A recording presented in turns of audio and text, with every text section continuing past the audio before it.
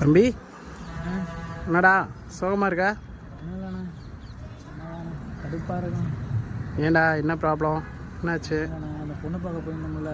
ஆமாம். பொண்ணுல நிறைய ரூல்ஸ் போடுறாங்க.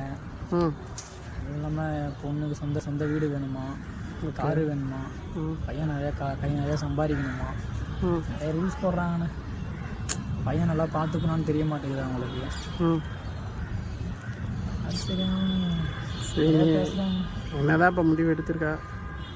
நான் முடிவு எடுத்துன்னு தெரில. ஒரு கேள்விண்ணே, வீடே இல்லாமல் கல்யாணம் பண்ணி வச்சுருக்காங்க, அவங்களும் சந்தோஷமாக தானே இருக்காங்க? கண்டிப்பாக. என் வாழ்க்கை மட்டும் இப்படி இருக்கு. வீடு இருந்தால் தான் கல்யாணம் பண்ணி தருவேன்றாங்க.